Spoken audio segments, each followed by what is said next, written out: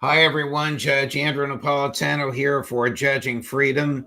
Today is Thursday, May 8th, 2025. Professor John Mearsheimer will join us in just a moment on Can Netanyahu Conquer Gaza? But first, this. While the markets are giving us whiplash, have you seen the price of gold? It's soaring. In the past 12 months, gold has risen to more than $3,000 an ounce. I'm so glad I bought my gold. It's not too late for you to buy yours. The same experts that predicted gold at $3,200 an ounce now predict gold at $4,500 or more in the next year. What's driving the price higher? Paper currencies. All around the world, they are falling in value.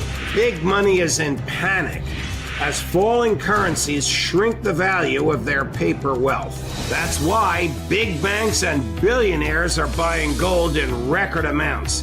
As long as paper money keeps falling, they'll keep buying, and gold will keep rising. So do what I did. Call my friends at Lear Capital. You'll have a great conversation, and they'll send you very helpful information. Learn how you can store gold in your IRA tax and penalty free or have it sent directly to your doorstep. There's zero pressure to buy and you have a 100% risk-free purchase guarantee. It's time to see if gold is right for you. Call 800-511-4620, 800-511-4620 or go to LearJudgeNap.com and tell them your friend the judge sent you. Professor Mearsheimer, always a pleasure. I would be remiss if I did not mention that Pope Leo XIV is from Chicago, where you are. I don't know if they'll be rejoicing in the streets. I don't know if you know him. I think he left Chicago as a boy.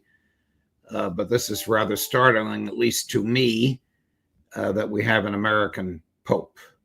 Yeah, quite amazing. I thought popes were always supposed to be Italian. I was raised thinking they were always supposed to be Italian, and then along came Karol Wojtyła, and he, of course, captivated the world with his charisma and fidelity to first principles. But I just thought I'd mention that. I'm still trying to process it.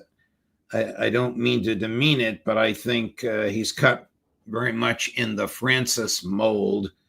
We'll see where it goes. Before we get to Gaza, which is really where I want to spend some time with you. What is your take on President Trump's understanding of the Russian-Ukrainian conflict? And before you answer that, I want you to watch this little clip. Chris, cut number 9. The fact is that Putin is a war criminal. He's killed thousands and thousands of people. And he has made one thing clear. He wants to reestablish what was part of the Soviet Empire, not just a piece. He wants all of Ukraine. That's what he wants. And then you think he'll stop there? Do you think he'll stop when if he takes Ukraine? What do you think happens to Poland? What do you think of Belarus? What do you think happens to those NATO countries? Chris, I'm looking now for the one where he says Russia wants all of Ukraine. I don't have the right number. Forgive me.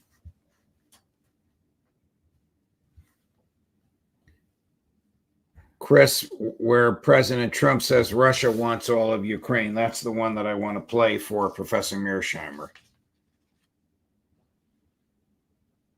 Yeah, right. We don't have it. But in an interview with Meet the Press, he made this rather startling statement that Russia is interested in taking all of Ukraine, just as President Biden did. Yeah, I saw that clip. And he also says in the clip, President Trump, that it's only because of him that they haven't taken all of Ukraine. I mean, this is delusional on both counts. First of all, there is zero evidence that the Russians have been interested in conquering all of Ukraine, just zero evidence. They don't have the capability to do that.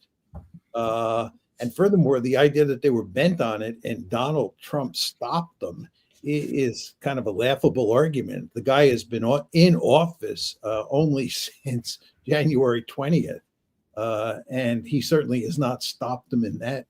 What does this tell you about either his understanding of the relationship between Ukraine and Russia, or his listening to neocons whispering in his ear, or his political chicanery with the rest of us. Maybe he wants us to think that Putin wants all of Ukraine, and when he ends up with just Crimea and the 4 oblasts, Trump will take credit for having saved the rest of Ukraine. Who knows what's going through his mind? But there is no evidence whatsoever from anywhere on the planet that Putin wants all of Ukraine. Exactly. And this gets back to his claim the other day that we won both World War I and World War II. When you hear those kind of comments, you say, what planet is this guy living on? This just makes no sense at all. How does this play in the Kremlin, Professor Mearsheimer, when he makes a statement like this? Well, I think that it basically means that you don't know what Trump is really thinking, because he changes his tune from day to day. So you really can't trust anything he says. And furthermore, even if you get a deal, let's say we work out a deal, how much faith can you put in him to keep that deal and to not walk away from it at some point? So this is a huge problem for us in terms of dealing with the Russians. And by the way, it's also a huge problem for us in terms of dealing with the Iranians.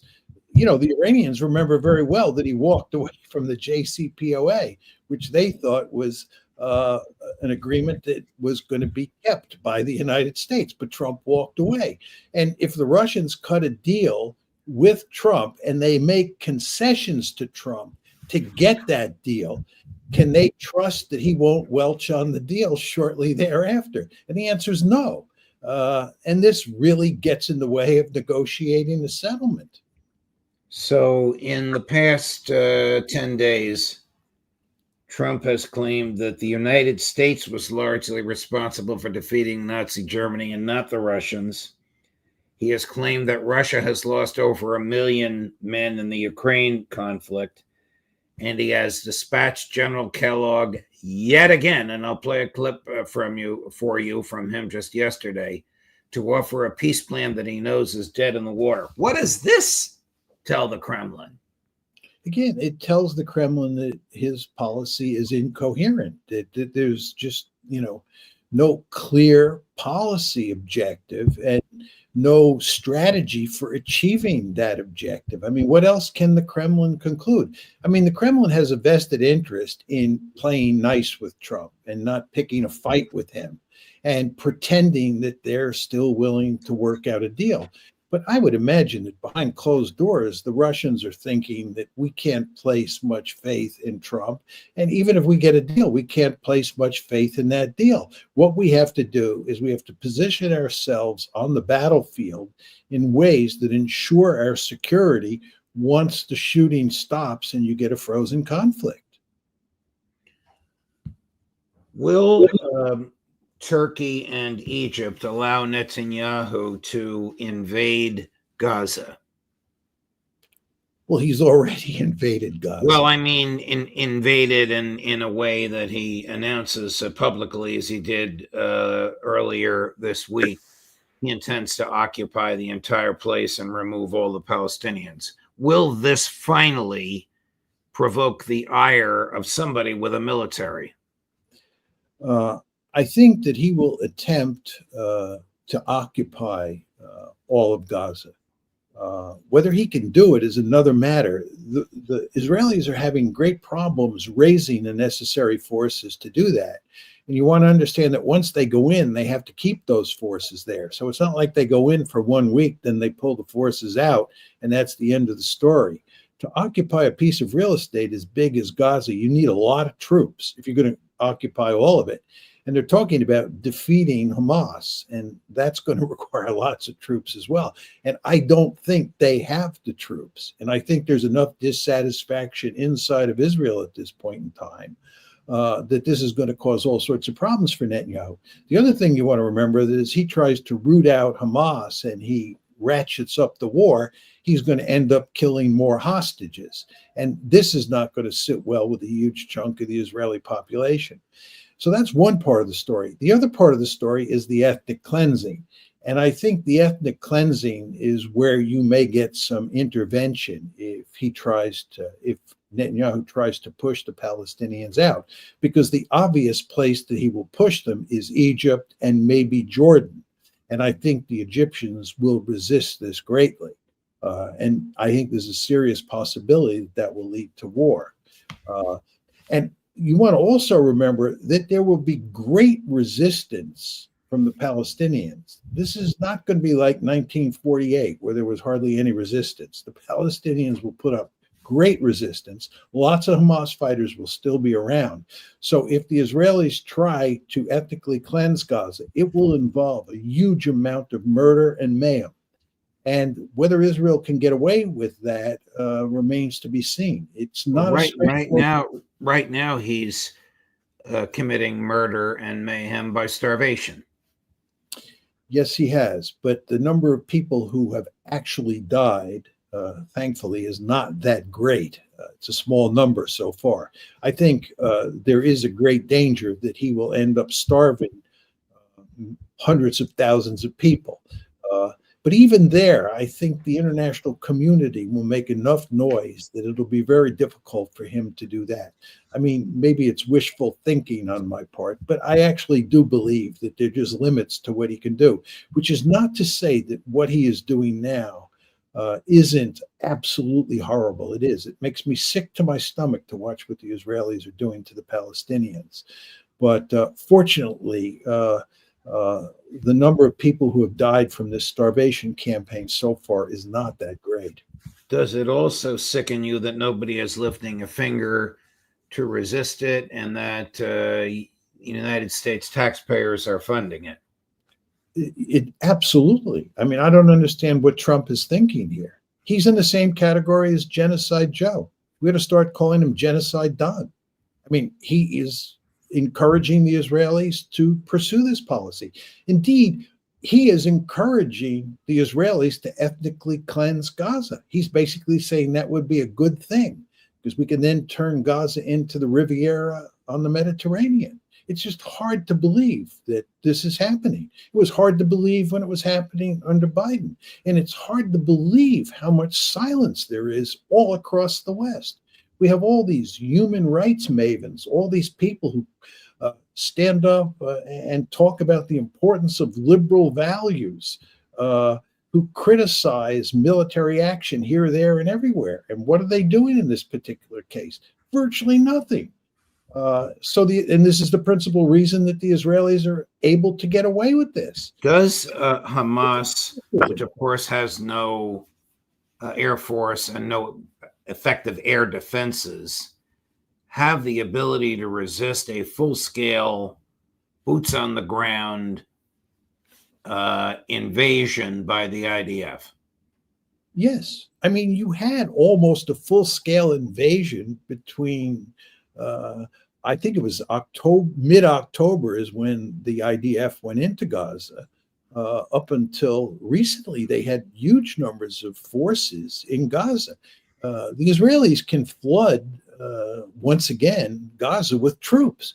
But the idea that they're going to finish off Hamas once and for all is not a serious argument. The only way they can militarily defeat Hamas is to ethnically cleanse all of Gaza, drive every last Palestinian out. And if they do that, they will have defeated Hamas.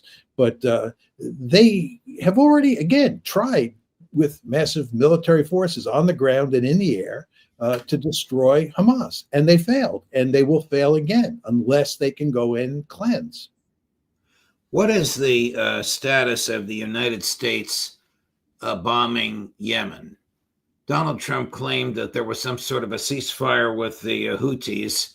Our man on the ground, Pepe Escobar, says no such thing at all. You know, I don't know what to say other than it appears from the media and from what the Trump administration is saying that a deal was cut and that we basically have admitted defeat, that we want to end the bombing of the Houthis, and in return, they're not going to shoot at American ships in the Red Sea. Yeah, but they're not going to shoot at American ships because they won't be there. There won't be any American ships to shoot at. Well, I don't know. I think they're talking about ships that are carrying cargo, not necessarily naval ships. I don't know if the naval ships are leaving or not. I mean, one of the problems here is trying to get hard information on exactly what's going on here. If this deal was reached, what ships are they actually not shooting at? They say they're only shooting at Israeli ships. They're only shooting at ships or cargo ships that are headed towards Israel. How can they know that? And so forth and so on. It's just not clear to me. But it is the one thing I think that is clear is that we want to put an end to our fight with the Houthis. And the reason is Trump thought that he could beat the Houthis easily. He thought that Joe Biden was a pussycat. And if Donald Trump, just turned the dogs loose, we'd go in there, finish the Houthis off, and that would be the end of the story. But he found out, Trump did, just like Biden did, and just like the Saudis did before that the Houthis are very difficult to defeat. And we were also, as I've said on a number of occasions, expending huge amounts of ammunition in our fight against the Houthis that was needed for East Asia. And also we were deploying lots of naval assets in the Mediterranean area and in the Red Sea area that needed to be out in East Asia. So this was not a good situation for us. And it's not surprising that Trump is trying to walk away from the war with the Houthis. But again, we don't know exactly what that means. Larry Johnson, who is one of our go-to military people, and was a fan of yours and was on the show twice a week, has estimated on the basis of research that the United States has spent $1 billion bombing the Houthis. That includes I never heard of this, 2 jet fighters that fell off of the USS Harry Truman, an aircraft carrier in the ocean there. They're worth between $78 and $80 million each. First, have you ever heard of aircraft carrier of jet fighters falling off of aircraft carriers? And secondly, I guess we just wasted $1 billion. Yeah, well, Larry's done some very fine work in this regard, for sure. I would note to you that there was a third F-18 that was lost in a crash. So we've lost 3 F-18s, and we've lost a lot of very expensive Reaper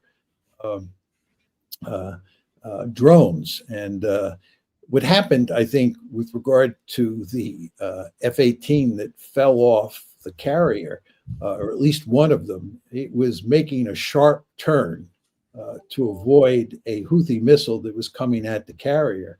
And in the process of making that sharp turn, the F-18 fell off the carrier.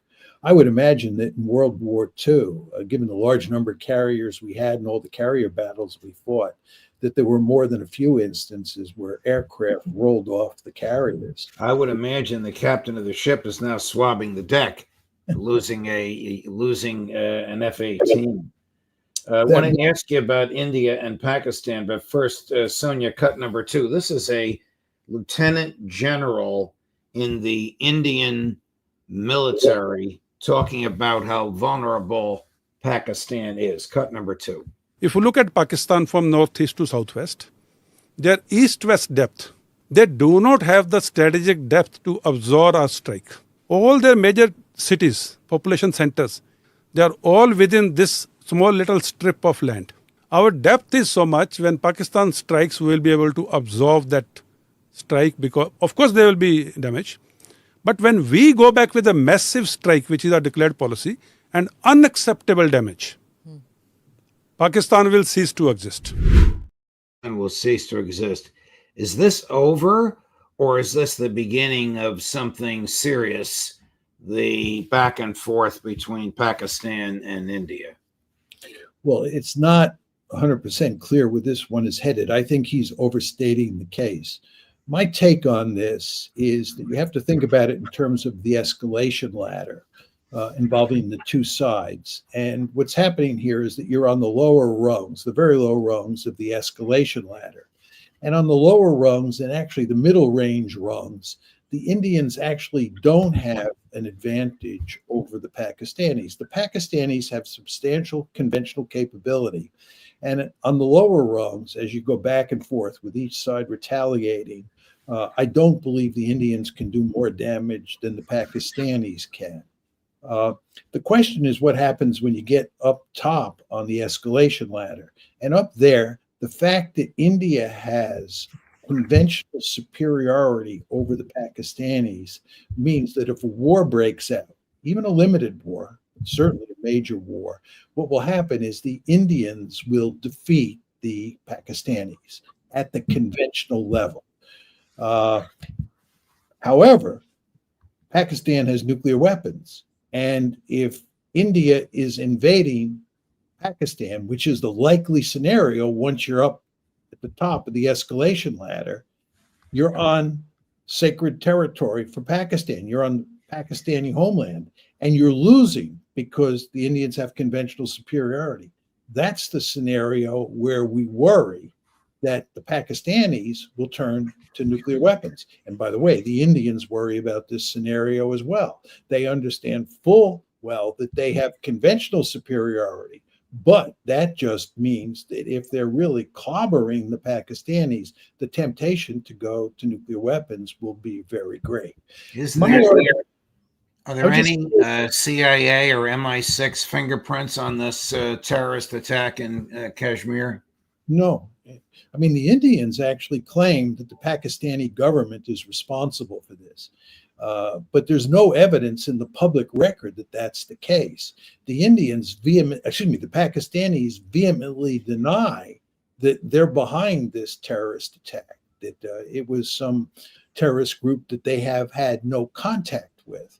The Indians don't believe that. But if the Indians have the evidence that Pakistan's government was linked to this terrorist attack, they have not put it out in the public yet. So we can't say for sure whether they were involved, the Pakistanis or the Pakistani government. And we certainly have no evidence that the CIA or MI6 or any other intelligence organization was involved.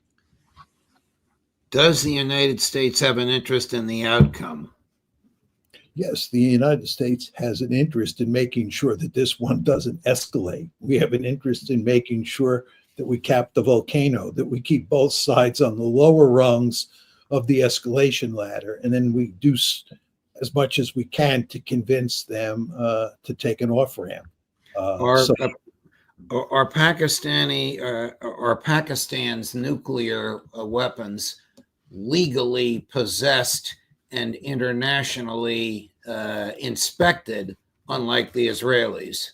No, the Israelis, the Indians, and the Pakistanis are the three countries that refused to sign the NPT, and that we were interested in getting to give up nuclear weapons or not pursue nuclear weapons and sign the NPT. So there's hardly any difference between Pakistan and India on one hand and Israel on the other. Except that Pakistan and India acknowledge that they have the nuclear weapons.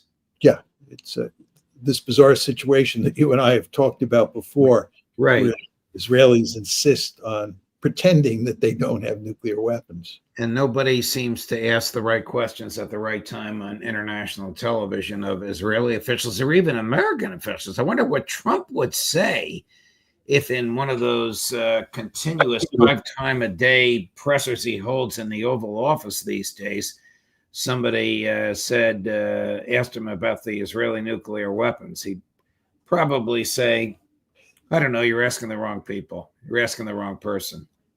Actually, he'd probably say, everybody knows that the Israelis have nuclear weapons. Well, that would be eye-opening if he were to say that, and it would be a true statement. Absolutely. It would be interesting to see what he would say if somebody asked him that question. I mean, Trump is not somebody who's good at controlling himself. He often just blurts out things that he should keep to himself. And on this issue, I wouldn't be surprised if he spoke the truth. But you may be right that he would. I'm sort of speculating. Here's the clip I wanted to show you earlier, where he says all of Ukraine. Sonia, cut number 10. Ukraine, there's been discussions they will have to give up some of the land. Russia will have to give up all of Ukraine because that's what they want. All of Ukraine, meaning they wouldn't keep any of the land that they've claimed? Russia would have to give up all of Ukraine because what Russia wants is all of Ukraine. And if I didn't get involved, they would be fighting right now for all of Ukraine. Russia doesn't want the strip that they have now. Russia wants all of Ukraine. And if it weren't me, they would keep going. Is this lunacy? Yes. Yeah. It's just hard to believe. I mean, there's no, as we said before, there's no evidence that Russia wants all of Ukraine. And the argument that except for him, Russia would now control all of Ukraine is simply a crazy argument. I wonder what people whisper into his ear. People like Pete Hegseth, Marco Rubio, Sebastian Gorka, Tulsi Gabbard, the people around him with whom he confers every day after he says things like that. But, you know, that's just my own speculation, wondering what their internal conversations are like. Is this planned and calculated to create a misimpression on the part of the American public, or is this what the man truly thinks? We don't know that. Well, I mean, there's sort of two issues here. One is what they tell him beforehand. In other words, are they putting crazy ideas in his head? And then second is, how do they react when he makes statements that are foolish and bound to get him into trouble or undermine the negotiations that are taking place with, be it Russia or Iran? And I would imagine that a lot of these crazy arguments that he makes are not the result of somebody whispering in his ear. He's just kind of a wild and crazy guy. That's who Donald Trump is. And he's been able to get away with this for years now, right? So he feels free to go out and say outrageous things because he knows there's no accountability. And I would guess with regard to the second issue of what his close advisors, his team says to him after the fact, I would imagine they've reached the point where they've given up trying to, get him on the straight and narrow and to prevent him from saying these foolish things. I think they probably say, he is what he is. There's not much we can do about it. Can't do much damage limitation. And therefore, this is just going to go on. Professor Mearsheimer, thank you for your time. Thank you for letting me go from topic to topic. Much appreciated. We look forward to seeing you next week. Likewise. Be well, Judge. Thank you. You as well. And coming up still today at 4:00, Colonel Larry Wilkerson, and from Moscow, from Tehran to Moscow at 4:30, Pepe Escobar. Judge Napolitano for Judging Freedom.